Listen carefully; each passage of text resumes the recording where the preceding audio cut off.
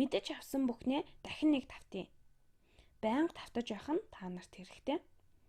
Учир нь эдгээр зүйлсийг чи насан туршдаа мартаж болохгүй. За ингээд нэг шулуун байлаа. Харин одоо өнцөг зуръя. Энэ цэгийг төв цэгийг шулууныг бүтэн тойроход үүсэх өнцөг нь 360 градус байдаг. Бүтэн тойроход үүсэх өнцөг 360 градус. 360 градус байдаг гэдгийг бүгдээрээ сурсан тийм үү? Бас бид ийм юм сурсан. За нэг ийм шулуун байлаа. Хоёр өнцөг байг ингээд зурчих юм. Энэ бол x өнцөг. Энэ бол y өнцөг. X ба y нь хамар өнцгүүд. Энэ нь тэдгээрийн нийлбэр нь 180 градус байна гэсэн үг. X дээр нэмэх нь y нь 180 градустай тэнцэнэ. Яагаад ийм байгаа вэ гэхээр хардаа бид x болон y өнцгүүдийг нэмбэл дэлгэмэл өнцөг үүсгэж байгааз. Тэгэхээр энэ нь 180 градус тийм үү? Энэ нэг хэсэг нь харин энэ нь үлдсэн хэсэг нь. Иймээс x дээр нэмэх нь y нь тэнцүү 180 градус. За үүнийг ойлгосон байхаа гэж найдаж байна. Тэгээд ялгахын тулд өөр өнгөөр бичнэ. Шулуунаа ашиглая. За харцгаая. Би перпендикуляр шулуунууд зуръя. Эхлээд энэ шулууныг, тэгээд энэ шулууныг. Хоорондоо перпендикуляр ахаад нэг юм шулуун зуръя. Ингэж зуръя. Энэ бол x өнцөг, энэ бол x өнцөг, харин энэ бол y өнцөг. Энэ шулуун бас энэ шулуун хоорондоо перпендикуляр гэсэн тийм үү? Тэгэхээр энэ шулуунууд 90 градусын өнцгөр огтлцсон байна гэсэн үг. Бид энэ өнцөг бүхэлдээ 90 градус гэж мэдэж байгаа. За тэгэхээр x дээр нэмэх нь y өнцгийн тухай бид юу мэдэж байгаа лээ? X дээр нэмэх нь y нь тэнцүү 90 градус. 90 градустай тэнцүү байна. Өөрөөр хэлбэл x болон y нь тэгш өнцгийн гүйцэх өнцгүүд. Хамар болон тэгш өнцгийн гүйцэх өнцгүүдийг би ч гэсэн хольж утгаад байдаг юм аа. Чи зүгээр л чэйжлэх хэрэгтэй. Үүнээс илүү хэлбэр арга байгаа эсхийг би сайн мэдэхгүй байна. Нийлээд 180 градус үүсгэх болохоор хамар өнцгүүд. Харин нийлээд 90 градус үүсгэж байвал тэгш өнцгийн гүйцэх өнцгүүд. X ба y нь тэгш өнцгийн гүйцэх өнцгүүд. За цааш үргэлжлүүлье. Өнцгийн талаар зарим зүйлийг нэмж сурцгаая. Би яах вэ гэхээр та нарт нэг нөөц арга зааж өгье.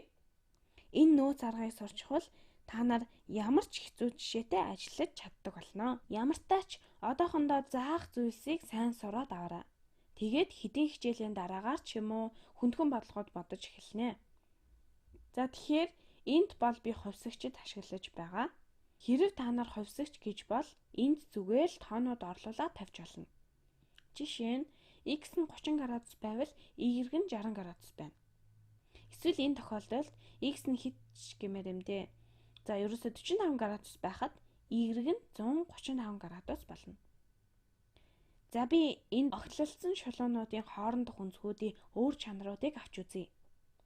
Хоёр шулуун ингэж огтлолцсон байг нэлээд сонирхолтой зүйлс байгаа.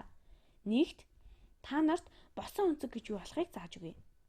Өнгөө солиотгоё. Шар өнгөөр бичнэ. За энэ бол x градус. Ингээд яг харалтаа эсрэг талд нь байгаа өнцөгч гэсэн x градус байна. Ялгаагүй л x градус байна. За энэ өнцгийг x гэвэл босон өнцөгч бас x байдаг. Надад итгэхгүй байна уу? Баталж харуулнаа тэгвэл. За энэ өнцгийг y гэе.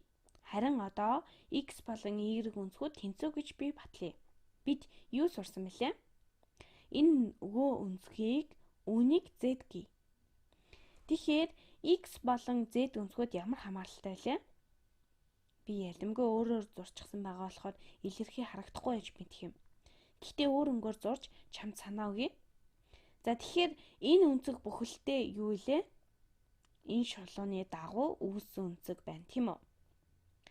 Эн чинь тэгэхээр дэлгэмэл өнцөг байна шүү дээ.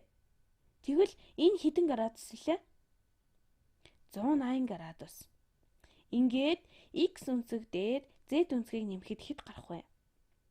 x дээр нэмэх нь z гэдэг чинь энэ том өнцөг тийм ээ. X дээр нэмэх нь ягаан өнгийн z, x дээр нэмэх нь z нь тэнцүү. Цэнхэр өнгөөрөгчи өнгө солих гэж бөөн цаг гарцдах юм аа би. Тэнцүү 180 градус байна. Өөрөөр хэлбэл x болон z нь хамар өнцгүүд. Зайгүй болчихлоо. За тэгэхээр бид z-ийн талаар юу мэдэх вэ? Z нь 180-аас хасах нь x гэсэн үг тийм ээ. Учир нь x дээр нэмэх нь z нь 180 градус шүү дээ. Тэгвэл z болон y-ийн өнцгүүд ямар хамааралтай байлээ?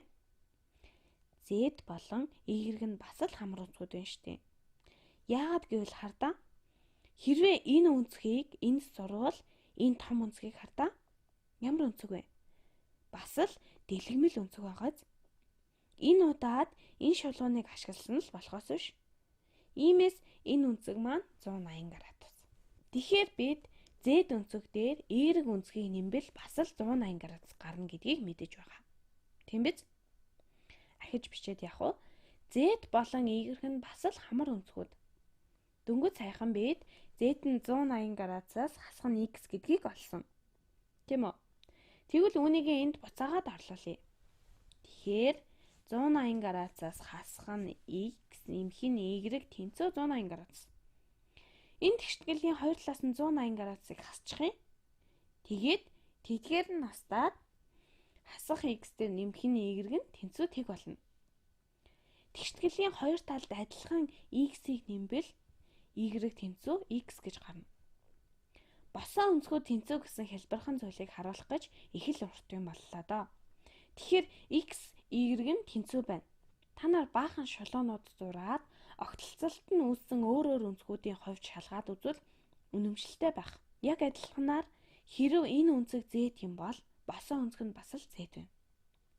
Бүтэн тойрог үүсгэх өнцөг 360 градус байдаг. Энэ хоёр өнцөг нийлээд дэлгэмэл өнцөг эсвэл шулуун үүсгэж байвал аль нь шилсэн яах вэ? Тийм бол тэр өнцгүүд хамар өнцгүүд гэдгийг мэдэж авсан. Нийлбэр нь 180 градус байдаг. X болон Y-ийн нийлбэр 180 градус. Харин нийлбэр нь 90 градус байвал тэдгээрийг тэгш өнцгийн гүйцээх өнцгүүд гэнэ. X, Y-ийн нийлбэр 90, тэгээд босоо өнцгүүд тэнцүү байна. Энэ өнцөг нь энэ өнцөгтөөгөө тэнцүү. Яг адилханаар энэ өнцөг нь энэ өнцөгтөөгөө тэнцүү. Босоо өнцгүүд учраас дараагийн хичээл дээр параллел шулуун болон огтлогч шулууны талаар зааж өгөх болно. Нийлээд хэлбэр гэж бодож байгаа илүү олон ойлголтуудыг заах болно. Дараагийн хичээлээрээ уулзцгаая.